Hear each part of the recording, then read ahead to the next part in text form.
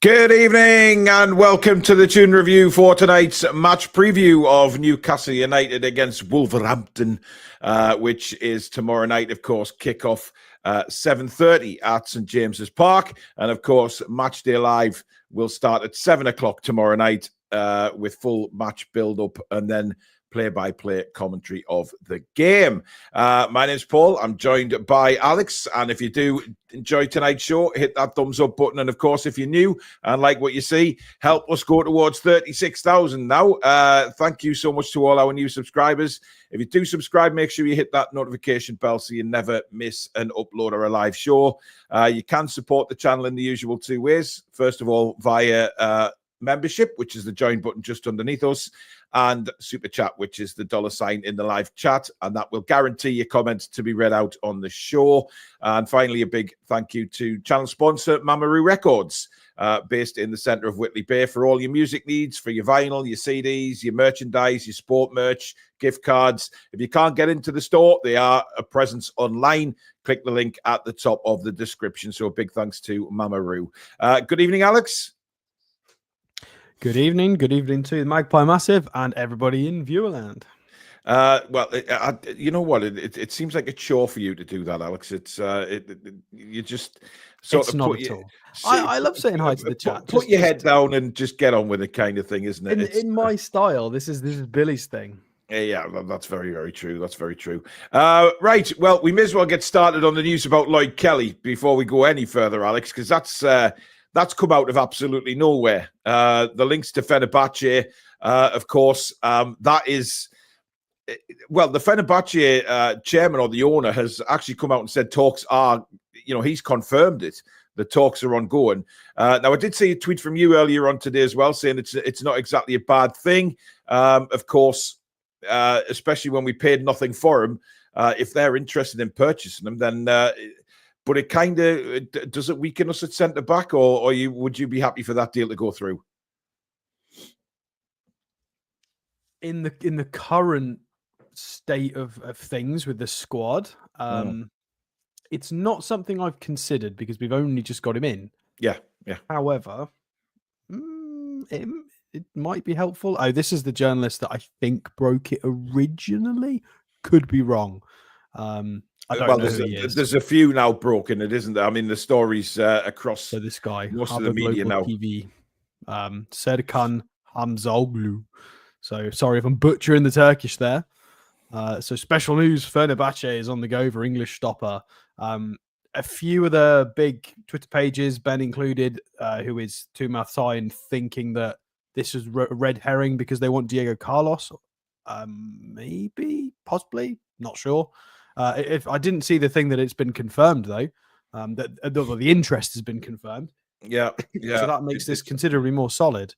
And the fact that, I mean, what you just mentioned there, yeah, I mean, squad-wise, Lewis Hall and Matt Targett, as long as Matt Targett's available, question marks over that, he was fine the other night.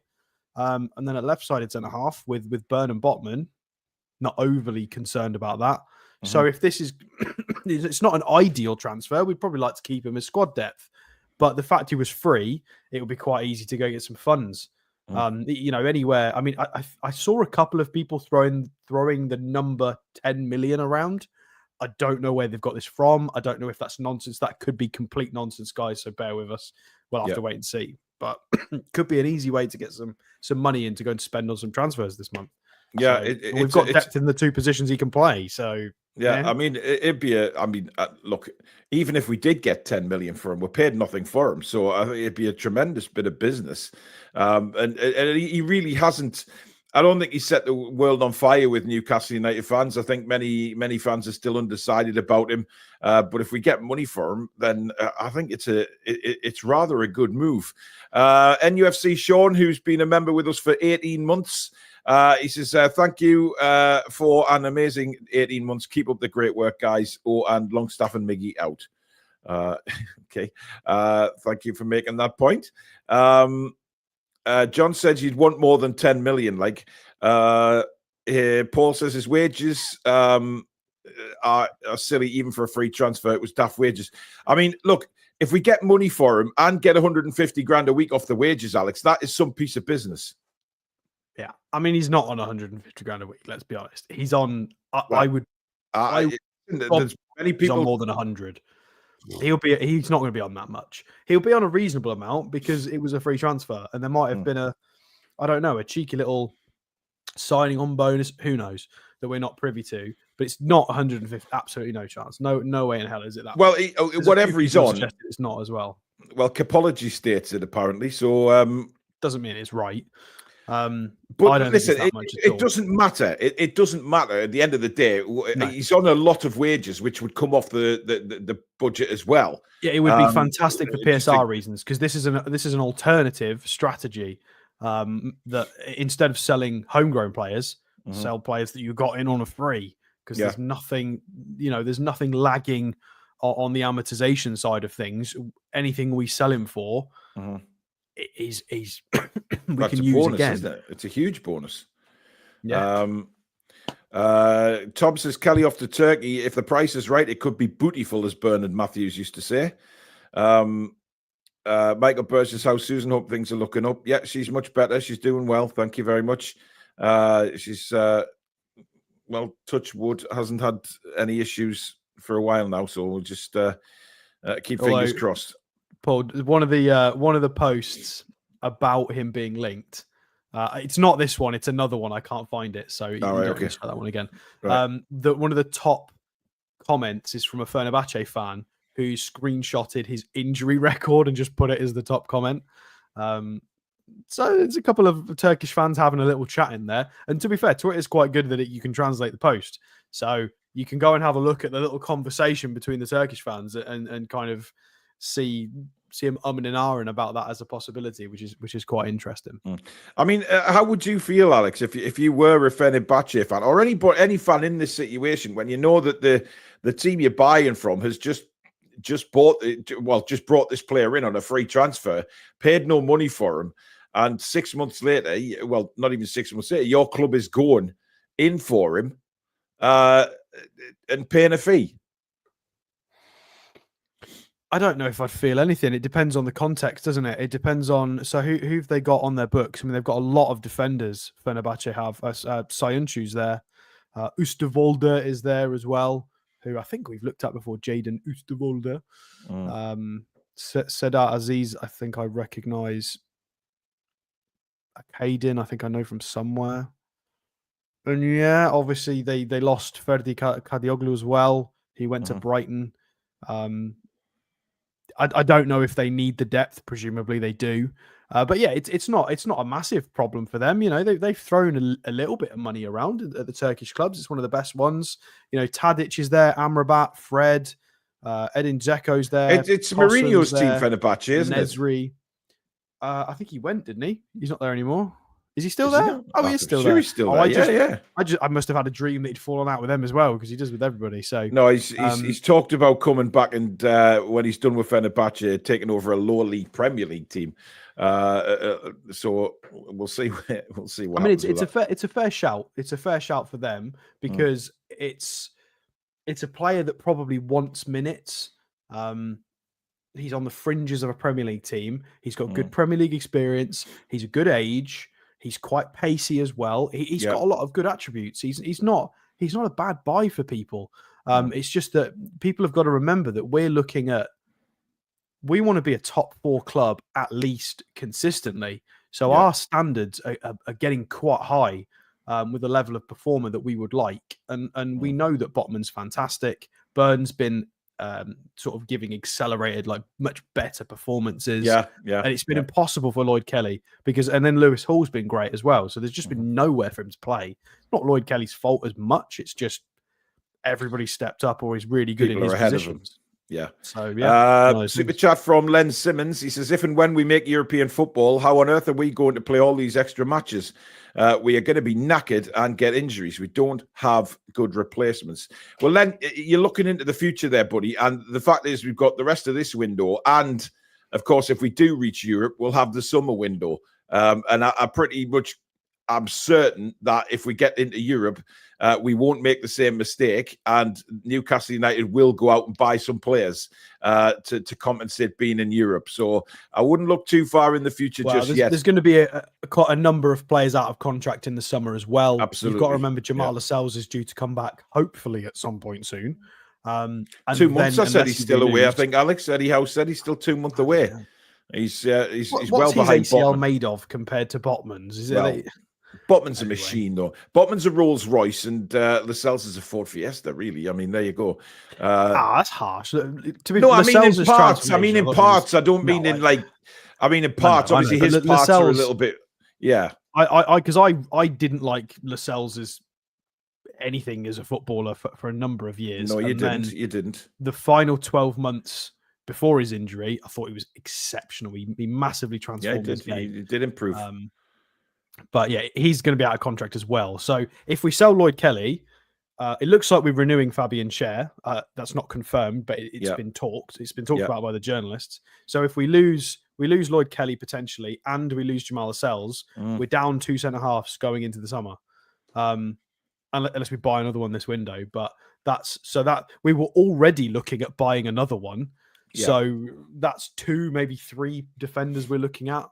That's a lot of defenders. I think they deal with it in the summer, to be fair.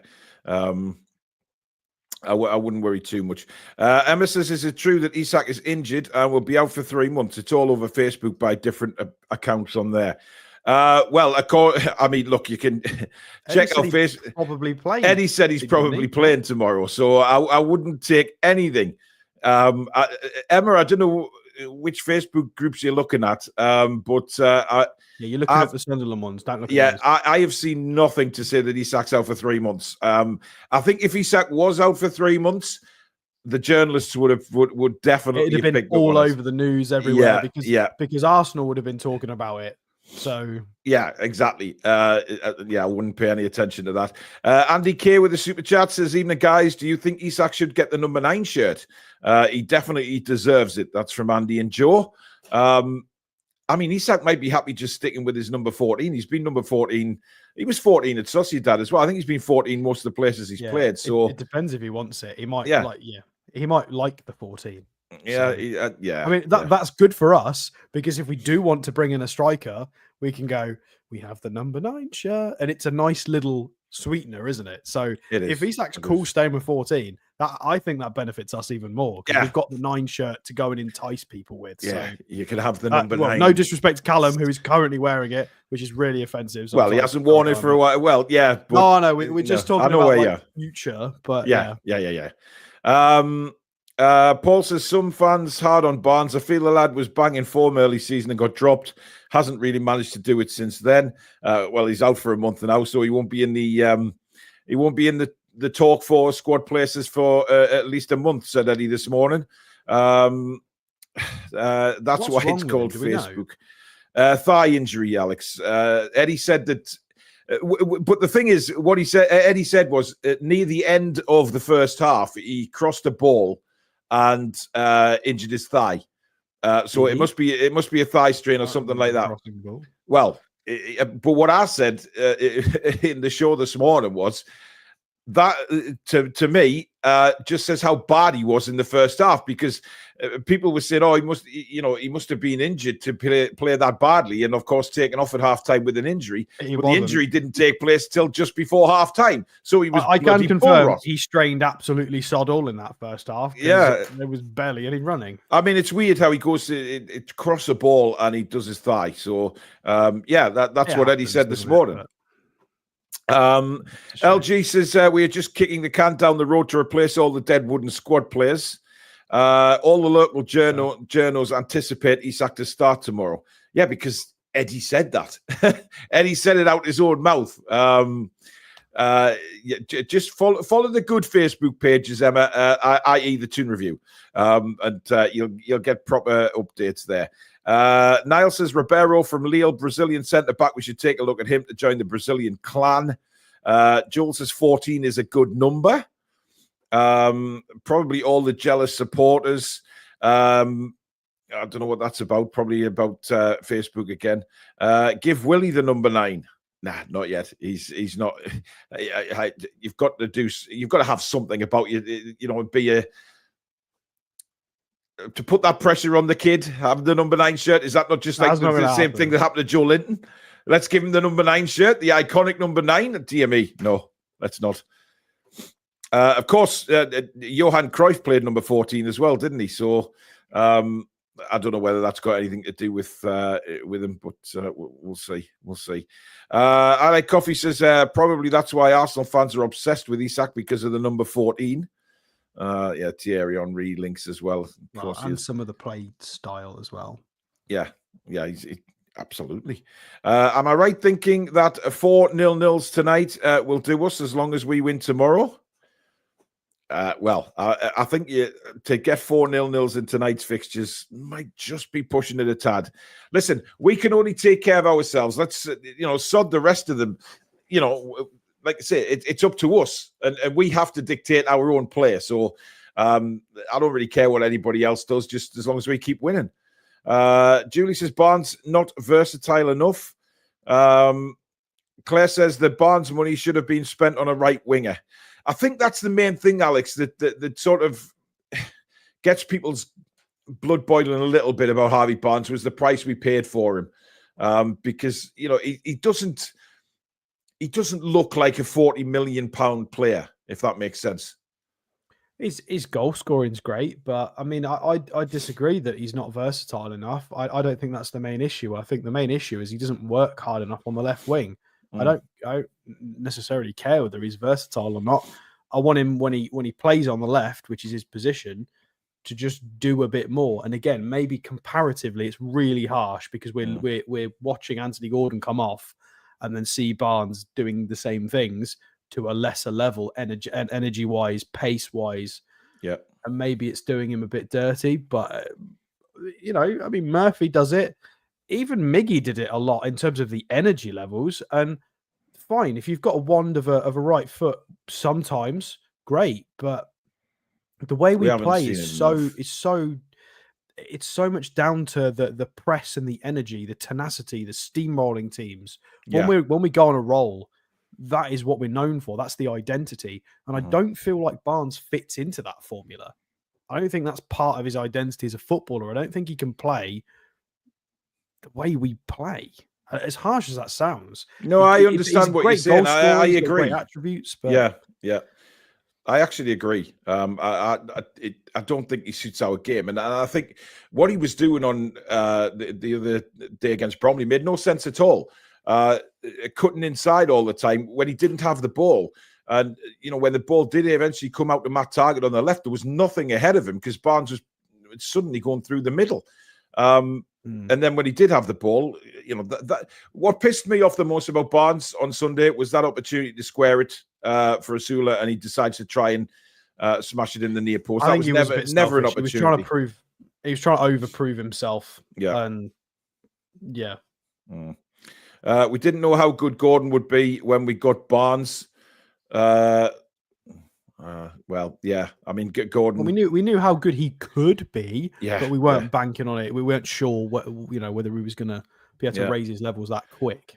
Now, interesting enough, there was nothing asked about Joe Willock this morning. No, apparently he was left out of the squad on Sunday through injury, but nobody asked him about. Nobody asked Willock. Anything.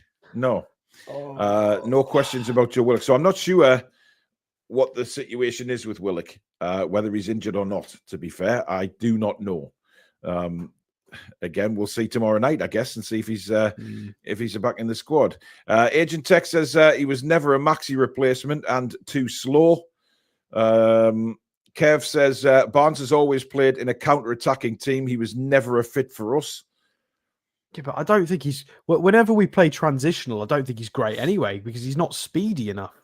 Yeah. The attacks go dead because he gets shrugged off the ball, or unless he can get it to someone else who's quick enough. Then if he can spray it out to Murphy and Isak, it does keep going. But if Barnes has got to do the graft himself on the left, I think he struggles because he's not fast enough. Yeah. Fubar says, could you see Asula playing on the right wing? His movement down that side and the way he cut in and scored his goal was great, even if it was Bromley. No. Nah, I think he's a striker. There's a few people suggested that online, but yeah. look, the thing is, if he plays as a striker, he can drift left, he can drift right, he can run the channels, he can go through the middle, and he'll always create up. If he can do that against higher opposition, so be it. But Eddie will take his time with him. Pound for pound boxing says Barnes played in a relegation battling side for a couple of seasons. Them habits of not working hard are ingrained in him from the Leicester days. Well, do you remember when I think we went together, didn't we? Were we there? I can't remember if I was there or not. The Leicester game when we had like 80-odd% possession and they nearly scored right at the death and Nick Pope had to save it. Yeah, that was the game. That was the game where we qualified for the Champions League. It was the last. It was that one, and the whole. I don't know if Barnes played in that game, but the entire Leicester team was just so lethargic and dross, and they just downed tools. It was pathetic. Yeah, it was dreadful. Chip is saying Willock is fit tomorrow, apparently. Well, hopefully he is, because we need that depth. We need the squad depth. There's a lot of games coming up, guys. Claire says we have to be ruthless. If good money is being offered for Barnes or Kelly, then we should take it. I agree with the Kelly one. I think if it's good money, Paul says we'll never get over Maxi, will we? Mainly because Alex keeps mentioning it. Exactly. Alex has never got over that transfer. He never will. It's just something that is ingrained in Alex's memory forever, and he will treasure. I would have been better with it if we'd have gotten a more appropriate fee for him. Bearing in mind he was 26 when we sold him, and we got more money for like the Perez deal, for the Sissoko deal years before. We got 30 odd for them. I think for a 26-year-old Maxi with the potential, I do feel like in today's market should have been more than 25 mil. Yeah, personally, if we'd have got over 30 plus. I'd be less pissy about it, but I just don't think it was fair market value. I think we were really shortchanged on that. I don't think it's right. Paul Robson says you've slated Almiron and Longstaff and now moved on to Barnes. Do you just want to keep everybody in the squad? We'll do no transfers. So you're telling me Almiron and Longstaff are good enough, are they? We're not slating them. We're giving an opinion on how they fit into the side. Almiron, no. Longstaff has been dreadful. And Harvey Barnes, whatever you think of it. Listen, I said this morning, I don't mind Harvey Barnes. What grapes with me about Harvey Barnes is the price we paid for him. I don't think he's a £40 million footballer. Honestly, some people just want butterflies and flowers around their heads all day. Ridiculous, man. People have to be sold at some point. Exactly. It's not. Is he going to have a go at the manager in the club when they let people go? Like, it's a normal thing. It's very normal. Keith Truscott says, "Don't worry, Alex. Sanusi is the new Maxi, apparently." I'll tell you what, he looks like him, though. He does look like him. ASM great at times, but extremely frustrating. Need a more consistent team player. Alex is spot on about Barnes. Like Harvey Barnes. Yeah, Alex is spot on about Barnes. He is not the right fit for our style. Yeah, that's not slating Harvey Barnes. It's not slating him. It's just saying he doesn't fit our style. You can see that the way we play. And if you think he was good on Sunday, then Jesus Christ, borrow these bloody glasses of mine, will you? Andy C83's gifted a Toon Review membership. Thank you, Andy. Much appreciated, bud. Right, let's turn our attention to Wolves, shall we, Alex? Because they've picked up a little bit of form in the last few weeks since their manager was changed. I know you weren't a big fan of their previous manager, Mr. O'Neill, but this guy that's come in, he has transferred it around a little bit. Vitor Pereira. Pereira, yes. Yes. They playing better, much better. They were absolute dog under O'Neill, as are most teams. Yes. I mean, you can literally see. I mean, you can see it, can't you? Yeah. Look at instant form change. With a loss to Forest, who are basically beating everyone at the moment. Yeah. Forest are a very different animal compared to some of the teams. So I've done my prep for today based off the Man United game forwards. I probably should have watched Leicester as well, but never mind. It is what it is. So Man United in that game, they actually, I think, should have scored more goals than they did. They had a fantastic goal, which was disallowed for offside. Well, I mean, it wasn't a goal. It was offside. One-time long ball over the top that the winger caught on the right-hand side. Just an easy lofted ball through. Cross into Larson, who's on like 7 goals for the season. So the Norwegian beast, who's like 6'2", 6'3", bit of a tank as well. And yet they did really well. And of course, they did score. Mateusz Cunha scored an Olympico against Manchester United. So scored from a corner. The Wolves game, the 2-2, was pretty interesting as well. That was quite a hard fought game. I can't remember what happened in that one. Oh, yeah. Training ground set piece from Huang that they scored. Definitely from the new manager, I would imagine. And then so a couple of things they did wrong in this game that I've noticed. Their set piece defending is pretty dross.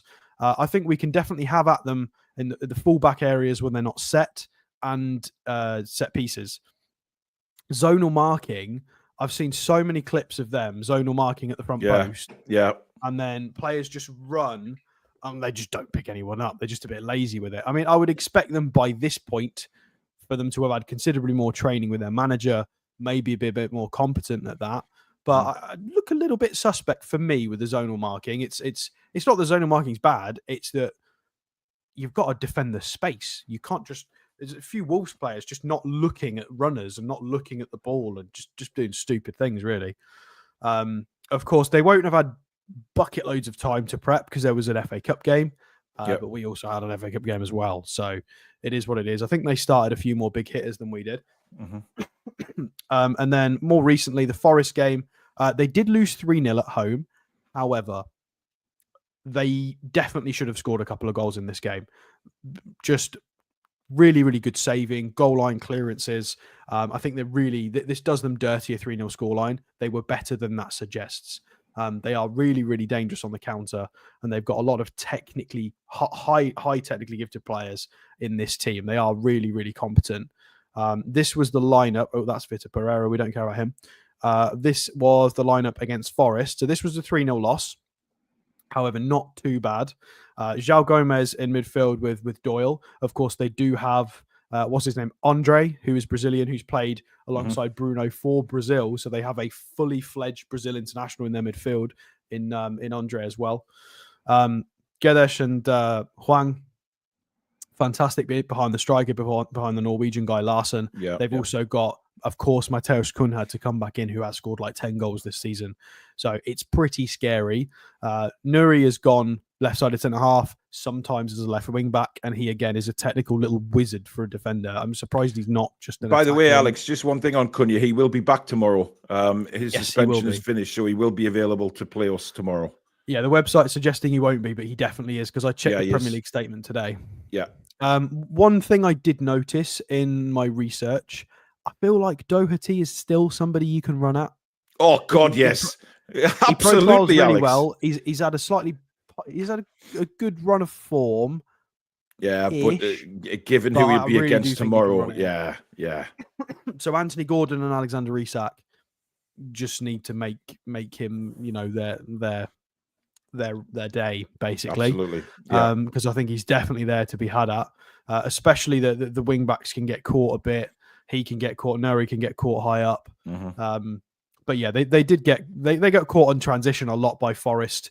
They are so deadly. If you leave too many players back, Forest just go forwards with Gibbs, White, Elanga, and Hudson-Odoi. And if you can't defend that transition, you're done for. Yep. And they really struggled. So I think we've got to be quick out the traps, really, really aggressive, and I think we can make them crumble potentially. It is one of those potential banana skins, isn't it? We have to be, and I think Eddie alluded to that this morning, that we have to be on our game tomorrow. We have to be at full tilt, full concentration again, and not let anything, the mentality slip or anything tomorrow, because Wolves are a dangerous side. I think that's borderline unfair on Wolves fans and how good their side is. I think banana skin is an unfair label. I think they have enough quality for them to just be able to beat us fair and square. They have that potential. We have to make sure we turn up, because players like Mateusz Cunha, Nuri, Huang, they are really high-level technical players. Well, Huang loves a goal against us. He loves a goal against Newcastle. When they turn it on. Yep. Yeah. So there's none of this. It could be a banana skin. We've got to be solid. No. We've got to be at the races. This is a team that were hugely underperforming under O'Neill. And some of these guys are Champions League experienced players. Cunha's been at sort of Leipzig, and I always thought he was going to be consistently playing for a Champions League side. Andre as well, full Brazilian international. João Gomez is fantastic as well. Semedo's done the business. Jose Sá has been a fantastic goalkeeper for quite a long time. So there's odds and sods in there, with your sort of Dawson and Doherty floating around. It's not, that's why they're not challenging at the other end of the table. But they've still got really good quality in this side, and we have to be careful. There's so many goals in this team. The creativity can be fantastic. The eye for passes and goals. They're really not a bad side. However, let's look at some of their data. Just before you do that, Alex, we've just got a couple of things to run through. Rachel Lilly's gifted a Toon Review membership, one of our mods. Thank you very much, Rachel. Someone called the Toon Review has gifted 5 Toon Review memberships. Just a gift from us. And Nick Thornton with a super chat saying, shocker, Paul Merson predicts we get a reality check after the Arsenal win with Wolves beating us. Total clown. Oh, well, didn't listen to him. Christ on a bike. Go on, Alex. Yeah, so obviously this is going to be a little bit unfair and skewed because it includes all of Gary O'Neill's data. And it was poor. So goals conceded per match is still 2.3. Of course, a lot of the goals that have been conceding, has carried on into his tenure so far. 3 against Forest, 2 against Spurs. Yeah. So they have been letting them in. 2.3 goals per match. Yeah. And they've got some of the stuff where they're lacking quality. Some of the areas where they're lacking quality is, I believe, in the centre-half position, in the defence, in the back line, actual proper defenders. They've got some skillful attacking wing-backs, full-backs, but their actual defenders, I don't think are fantastic. They're okay.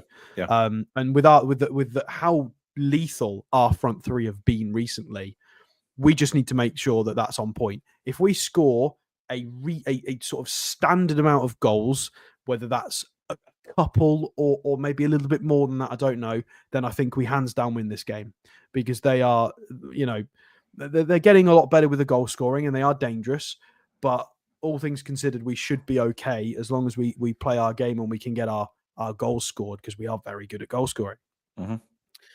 What is some other interesting data we need to have a look at? I mean, again, a lot of this is going to change based on the new manager.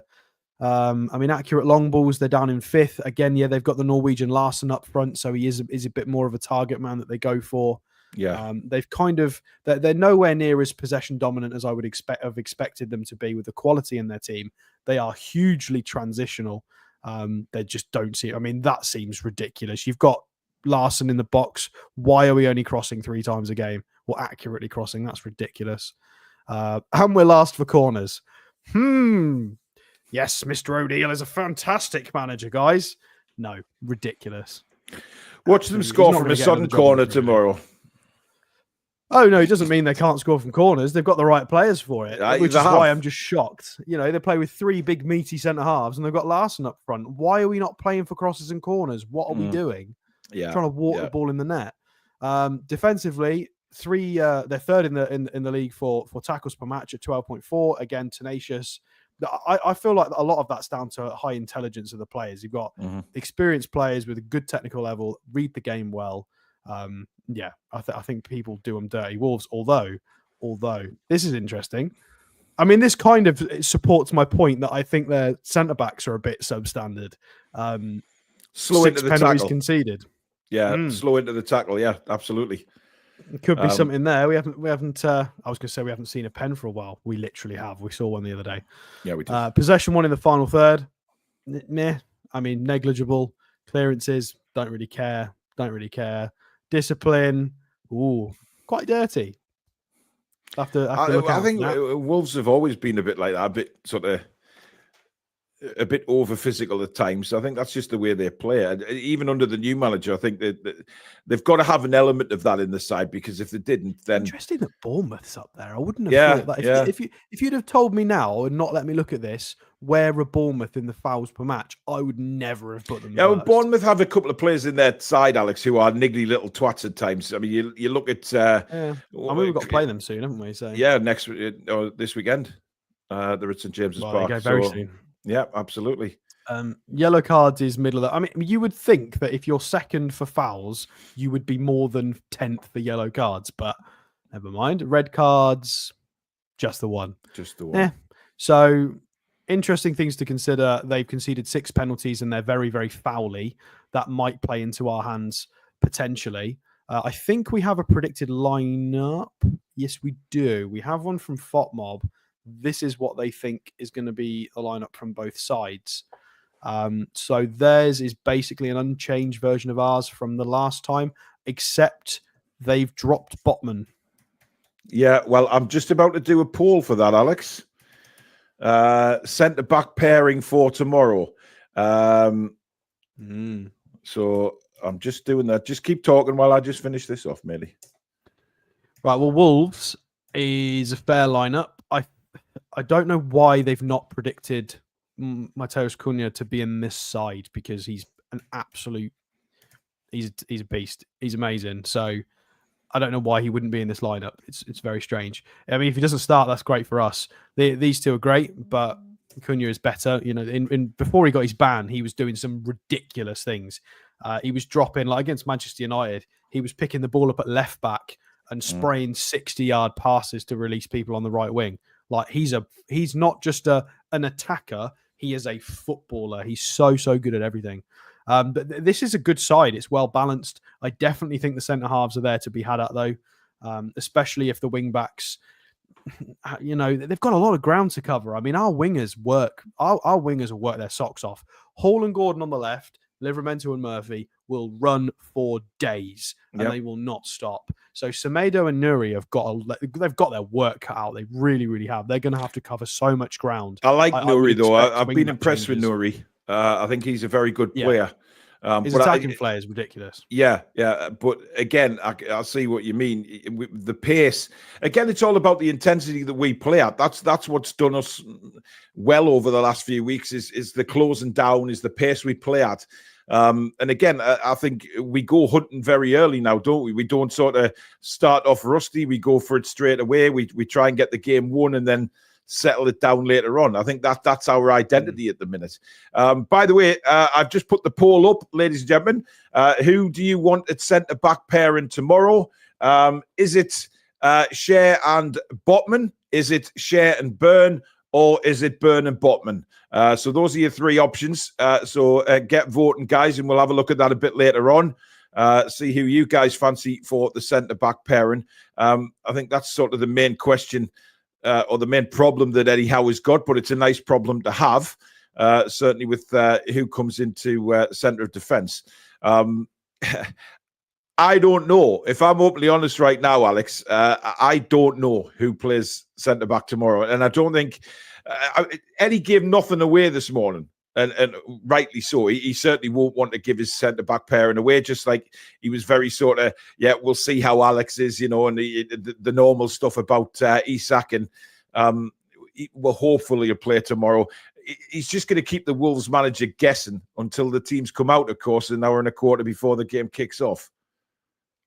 Yeah, I mean, I personally would prefer Burn and Botman purely because it was fine in the Premier League, and the way that Strand Larsen plays, you know, he's a beefy centre forward, and Fabian Schär can sometimes get a little bit overwhelmed with that. You know, I appreciate that Botman did lose out in a little aerial duel with Dominic Solanke against Spurs, and we did concede from that. But Botman had literally just come back on the pitch. Yeah, it happens. Fine. He was rusty for 10, 15 minutes, but then he went from a Lada to a Rolls Royce in the space of a couple of minutes and stayed as the Rolls Royce. I don't know why I'm doing so many car comparisons tonight, but hey ho. We know him as the Rolls Royce, and he turned into that after his rusty start. But the way and I said this morning, Alex, I 100% agree with you about Burn and Botman. I don't see how they can be dropped unless it's a fitness thing with Botman. Because obviously, long term, I do want to go back to left-footed, right-footed. Long term, but I think at the moment it's better for playing out. But absolutely, but given the games we've got coming up, I understand if he wants to look after Botman with him, especially coming back from such a long injury. But on the flip side of that, the way they defended in the last 2 games against Spurs and Arsenal was simply sensational. Absolutely wonderful defending. And to be fair, Eddie did say many times this season, if you come into the side and you perform, you earn that right to get into the starting 11. I think Botman and Byrne have done that. Byrne certainly can't be dropped. No way. Keith Truscott with a super chat. Has Botman been cleared? Didn't he have a niggle? Yeah, Eddie said he's fine. But the Byrne is undroppable, Alex, for me. And I never thought I'd say that. Yeah, you can't drop him at the moment. You can't do it. Positionally, he's been really good. Decision making, his passing quality is definitely improved. I don't know if this is a long-term thing, but his passing tidiness, competence, even some line breaking passes have been there from Dan Byrne in the last 3 or 4 weeks. So that is a huge asset, because that was something that we lacked when Dan Byrne started all the time. We were missing a technician. And Byrne's kind of raised that a little bit. Whether it's temporary, we don't know. And having Botman in as well. Obviously, Botman and Cher are both quite good at distribution. Cher's got obviously he's got sort of sexy distribution with those long range passes. Botman's still fairly competent and is a lot better at sort of on the floor stuff.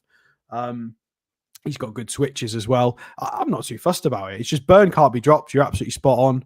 I just think it's Botman gets the nod purely based on physicality reasons and consistency. And Fabian Cher, to be fair, has had a lot of inconsistent games this season, disciplinary issues. So I think it might only be fair to put Botman in because he's a better suit physically for this match, and he's not had he's not been fit to give wobbles, but I think it's got to be. Well, Botman, Alan makes a good point, Alex. He says, my guess is Botman plays either tomorrow or the weekend, but not both. Because it might be a push for 2 games again. I think, Botman for the physicality tomorrow and maybe bring Cher back in for Bournemouth. That's... We're getting to the point in the season where this is why we wanted Mark Gahey, because we needed that extra cover. Because then we would be able to have Byrne and Botman, Cher and Gahey. That was the whole point in having... And then we've even got Kelly and then Jamal Lascelles to come back. So we're more than stacked in defence. But obviously that didn't happen. And now we're trying to put square pegs in round holes, but it's kind of working. Yeah. You can have left-footed playing together and right-footed people playing together. It's not a problem. It's just Judy says Cher also played at the weekend, but he wasn't exactly... Yeah, it was Bromley. He didn't do a lot of running. Certainly not in the second half. But I understand that. He's had 2 games out. He's come back in. I genuinely think it should be Botman and Byrne. Darren England is the referee. Len Simmons has sent in a super chat asking who the referee was. It's Darren England. Hopefully our midfield, says Stephen, will boss the game, and I hope young Miley gets more playing time. Martin says, I do prefer Trippier over Tino, better at advancing down the right. Martin, I've got to disagree with you. I wasn't that overly chuffed with Kieran Trippier the other day. I think Eddie wants to go with Tino now. Tino is... maybe. But listen, I think Tino is the number 1 right back now. He's ahead of Trippier, and I think it depends on who we're playing and maybe. But I thought Trippier might have started against Arsenal away, Alex, and he didn't, or Tottenham away for that matter. I just think it depends on who we're playing and what you want. Tino's got a little bit more pace, a little bit more energy, stamina. It's and that is really, really valuable. Whereas Trippier is a lot more of a leader and he's got a higher technical ability, passing ability, set piece ability. They're different players. They are really different players.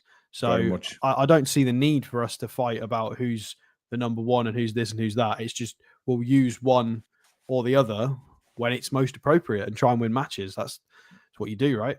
We do, but I think the same as left back. I think you can't...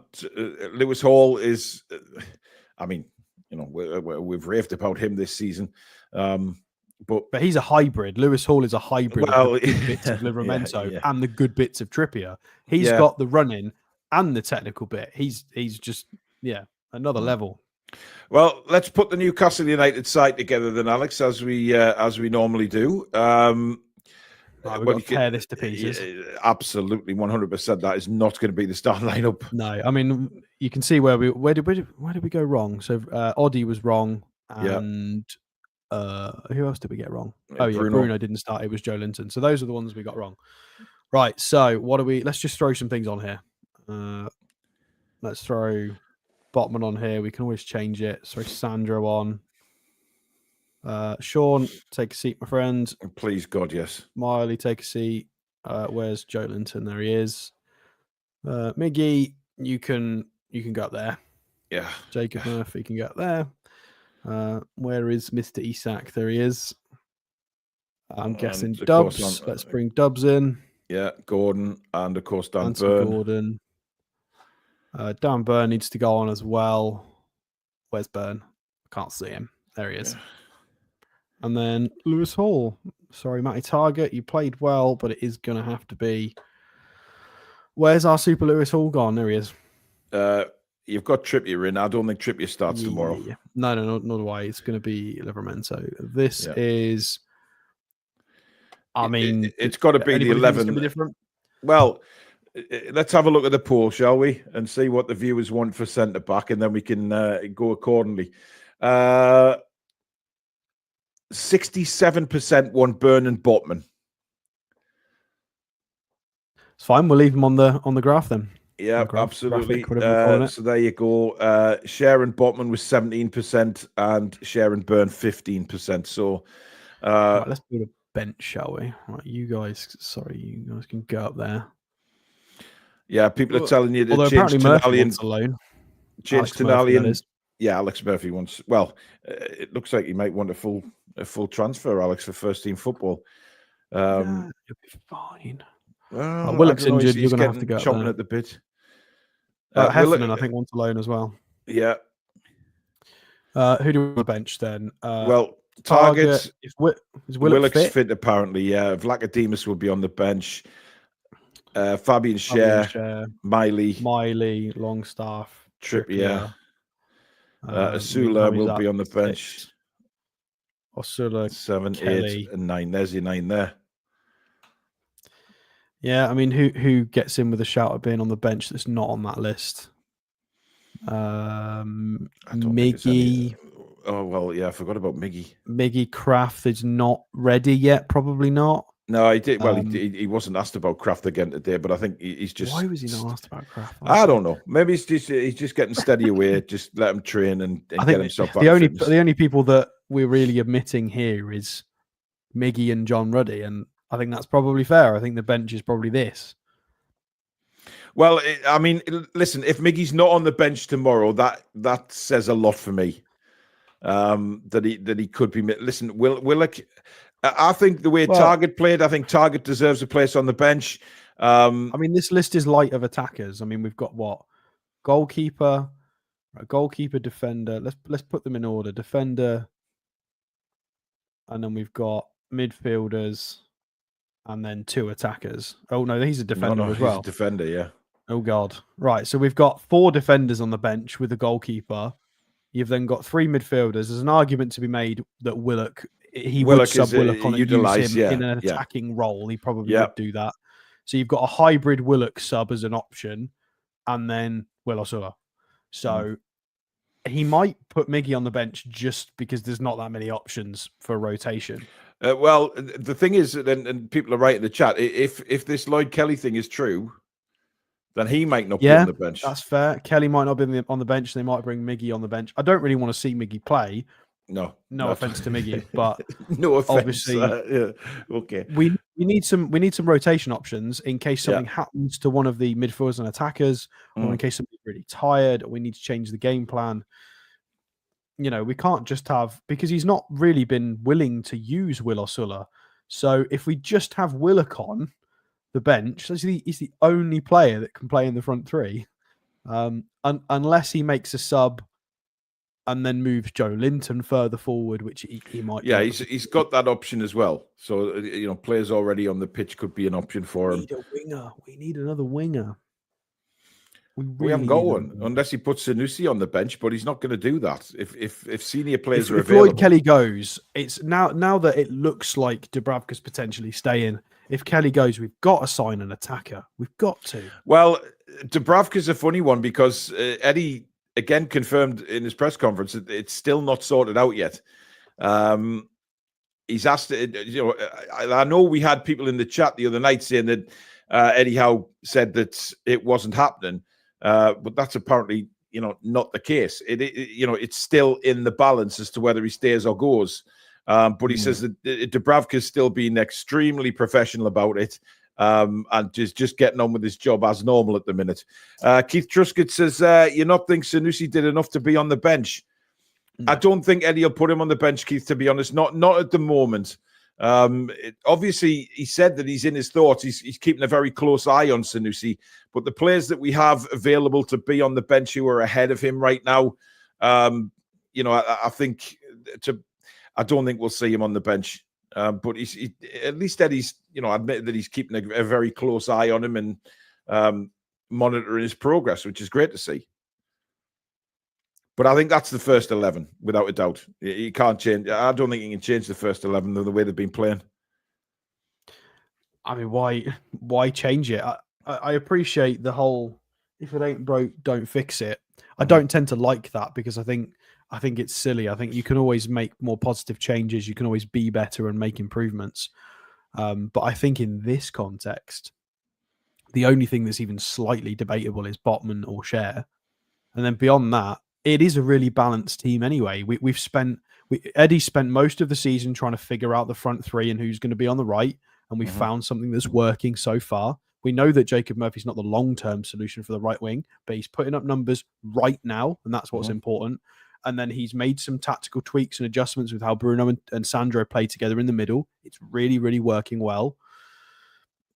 There's not really much to change. Everything's fairly. I don't think he should change it, Alex. Given the performance in the last couple of games, well, the recent form, and certainly since Botman's come back in, I wouldn't change it at all. These guys deserve to be in the first 11.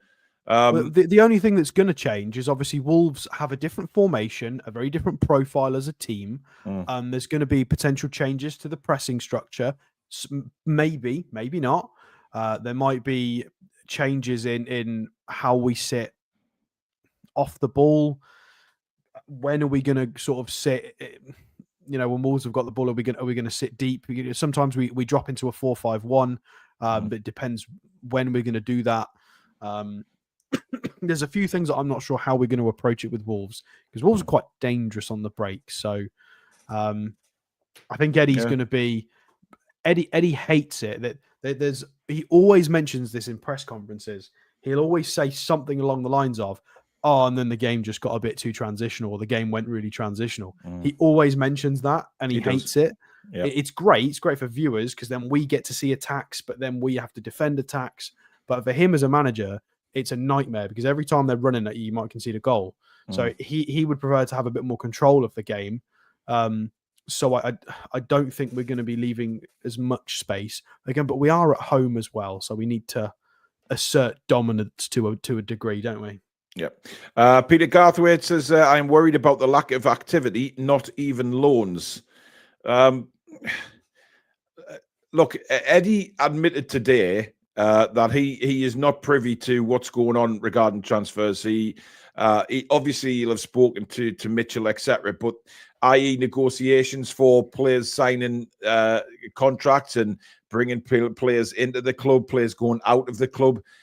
He said that's out of his hands. It is different powers that be will be dealing with that. And he's not going to tell us anyway. It's just the fact that we just have to see what will be. By the time we do the deadline day on the 3rd of February.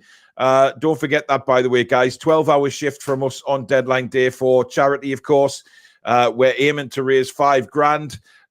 We were very, very close in the summer window. Let's hope to go one better and hit our target this time around. However, let's judge it by the time that window slams shut. And if if we've still got the same squad, would you be happy with that, Alex, going into the second half of the season? Would you be comfortable with the exact squad we've got now?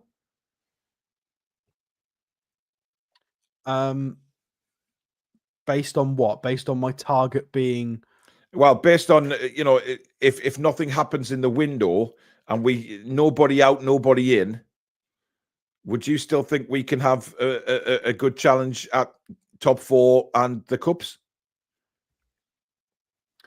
I think we've got a good go at winning the Carabao Cup anyway.